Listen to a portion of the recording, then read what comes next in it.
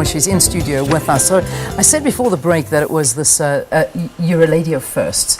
You were the very first black girl at the girls' school in Pietermaritzburg. Girls' Collegiate School. Collegiate, is that what yes, it's called? Girls' Okay, collegiate school. Yeah. To actually go. I mean, what was that like for you?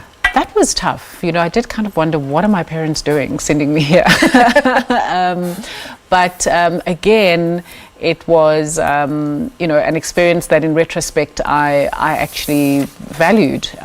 You know, it was difficult being at school with people who were not used to being around black people, you know, who had interacted with black people just as, you know, domestics in their home. There were a lot of children who were from the homes of very wealthy sugar farmers in the area, who, you know, were used to interacting with black people as laborers who work on their farm. So to suddenly have this girl there who was equal and doing and learning all the, you know, the same things as them, was difficult for many of them to swallow. Yeah. And it was also difficult for me as well to fit in. Yeah.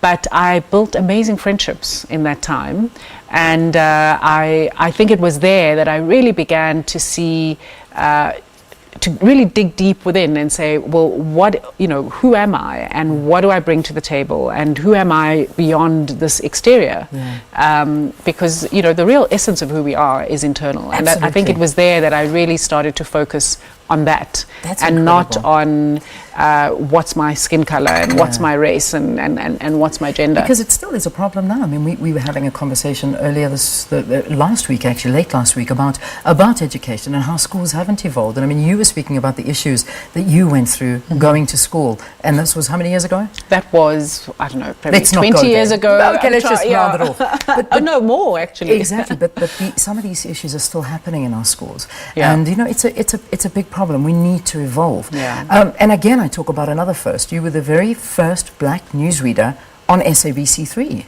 Yes, I mean, yes, with the 8 o'clock news. That's a big deal. That was a big this is deal. a, you know, this now is a Well, there was no broadcast medium. Facebook, there was no Instagram, No. there was none of the social media. The Yeah. 8 o'clock news It was were you. the thing. You know, Was everyone it stopped difficult to for you? watch. Was it difficult? It was.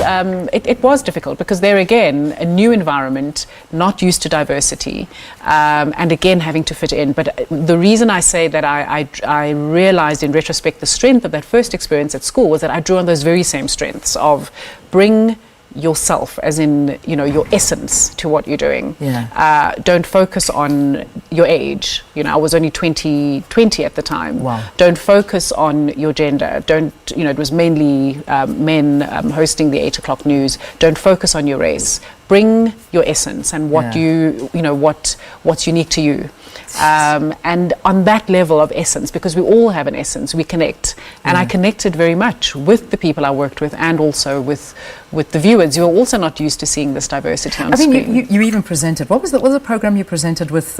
With Penny Smythe on Front Row. Front Row. Mnet. That was like the early top billing days, right? Absolutely. I mean, it's not, it was a absolutely. completely different program. But Very that was, different. I mean, it was more of a live show. We all watched you. You know, we watched you, and we would watch you and say, you know, I want to invite Palesa to come in because we're nearly at the end of the program. But Yeah. I mean, I watched you as a young girl growing up.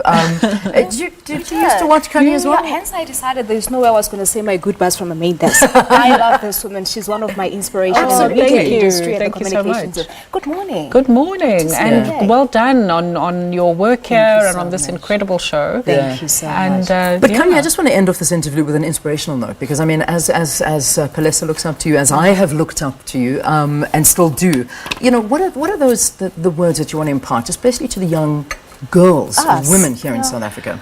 I would say believe in your dreams and believe that you can achieve them. And believe that you have the power within yourself to make them happen, because really without belief there's very little anyone can do. You can network, you can meet important people, you can have many mentors, you can have many opportunities, but if you don't believe in yourself, then, you know, that's just not going to manifest in a successful way for you. Yeah. So I would say self-belief more than anything Is the biggest thing. Is the biggest I thing. It think I sounds agree with cliche, but it's the most powerful thing. It is. You're never too old to learn, and that's a reality. Khanyi, thank you so much. Thank you. The owner of Ndalo Media, done her MBA at Harvard University, even dated an astronaut. Did you marry that astronaut, by the way? We'll leave that for another conversation, shall we? It was a pleasure. I wish we had longer, but thank you for so talking much. to us. It was wonderful to be here. Right, Vanessa, that's it. Yeah, more as we'll see you tomorrow morning. Bye-bye. Absolutely. Thanks. Bye-bye, everyone. Thank you. Thank you.